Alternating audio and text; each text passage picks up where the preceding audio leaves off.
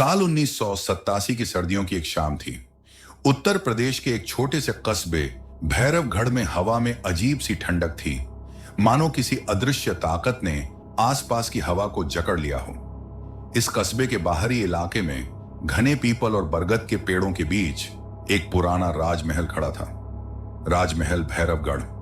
कहा जाता था कि यह महल 18वीं सदी में राजा विक्रमादित्य सिंह ने बनवाया था, लेकिन उनके परिवार के आखिरी वंशज के रहस्यमय तरीके से गायब होने के बाद महल वीरान हो गया।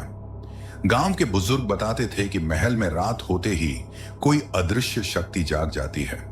कई बार लोगों ने खिड़कियों से झिलमिलाती लाल रोशनी और गलियारों में चलते फिरते साए देखे थे। गांव के लोग साफ कहते थे, शाम ढलते ही महल की ओर मत जाना, वरना लौटकर नहीं आओगे। लेकिन इंसान की जिज्ञासा हमेशा खतरे से टकराना चाहती है। अरुण, जो कस्बे में पैदा हुआ था, बचपन में ही शहर चला गया था। अब 30 साल बाद वह अपने पैतृक घर में कुछ पुरानी जमीन के कागज देखने लौटा। गांव में कदम रखते ही उसकी नजर महल पर पड़ी। बचपन में वह महल को दूर से ही देखता था, पर अब उसके मन में उसे देखने की अजीब सी ख्वाहिश उठी। गांव वालों से उसने महल का जिक्र किया तो सबकी आंखों में डर तैर गया। बाबूजी, उस महल में भैरव की परछाई रहती है, वहां मत जाना, गांव के चौकीदार ने कहा। लेकिन अरुण ने हंसकर टाल दिया। परछाई? अरे, ये सब अंधविश्वास है। उसी रात अरुण अपने पुराने घर के बरामदे में बैठा था। तभी उसने दूर महल की दिशा से धीमी सी घंटियों की आवाज सुनी। वह चौंक उठा। सर्दियों की रात में इतनी देर को घंटियां? उसने देखा, महल की सबसे ऊंची खिड़की में हल्की सी लाल रोशनी चमक रही थी। उसके भीतर एक अजीब सी खींच महसूस हुई। उसने सोचा, कल दिन में महल देख ही लूंगा। अगली सुबह अरुण महल पहुंचा। लोहे का विशाल फाटक आधा टूटा था, जिस पर काई और जंग जमी हुई थी। अंदर कदम रखते ही हवा का झोंका आया और जैसे ही उसने मुख्य दरवाजा खोला, उसकी रीढ़ में सिहरन दौड़ गई। दीवारों पर पुराने राजाओं और रानियों की तस्वीरें लटकी थीं, जिनकी आंखें मानो उसे घूर रही थीं। फर्श पर धूल की मोटी परत थी, लेकिन एक कोने में ताजा पद चिन्ह साफ नजर आ रहे थे, जैसे कोई अभी अभी गुजरा हो। गलियारे में चलते चलते उसे एक दरवाजा मिला जो आधा खुला था। भीतर झांका तो वहां एक टूटा हुआ सिंहासन और बिखरे गहनों के बक्से पड़े थे। लेकिन अचानक पीछे से किसी ने फुसफुसाया, अरुण। वह मुड़ा, लेकिन वहां कोई नहीं था। महल से लौटकर अरुण बेचैन था। रात को फिर घंटियों की आवाज आई, इस बार और पास से।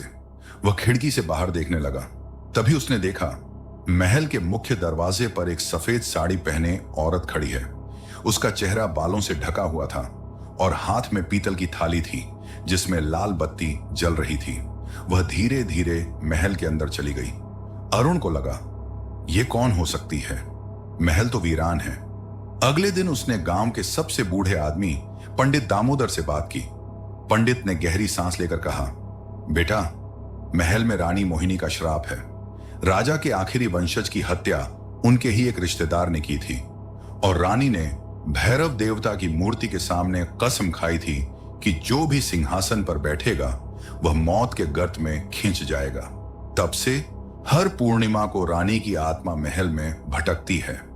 अरुण को यह सुनकर रोंगटे खड़े हो गए, लेकिन उसका मन मानने को तैयार नहीं था। मैं खुद जाकर देखूंगा, उसने तय किया। उस रात पूर्णिमा थी। अरुण टॉर्च और कैमरा लेकर महल पहुंचा। जैसे ही वह अंदर गया, उसे हवा में चंदन और धुएं की महक महसूस हुई। मुख्य हॉल में पीतल की थाली के पास वही सफेद साड़ी वाली औरत बैठी थी। अरुण ने साहस करके कहा, तुम कौन हो? औरत ने धीरे धीरे चेहरा उठाया। उसकी आंखें पूरी तरह सफेद थीं, बिना पुतलियों के। उसके होंठ हिले, लेकिन आवाज की जगह घंटियों की झंकार हुई। अचानक महल की दीवारों से खून बहने लगा और सैकड़ों अदृश्य हाथ अरुण की ओर बढ़ने लगे। वह भागा, लेकिन दरवाजा बंद हो चुका था। सुबह गांव के लोग महल के बाहर जमा थे। दरवाजा खुला था, लेकिन अंदर सिर्फ अरुण का कैमरा पड़ा था, और कैमरे में आखिरी तस्वीर थी, जिसमें अरुण की आंखें सफेद और चेहरा पीला पड़ चुका था, मानो उसकी आत्मा खींच ली गई हो।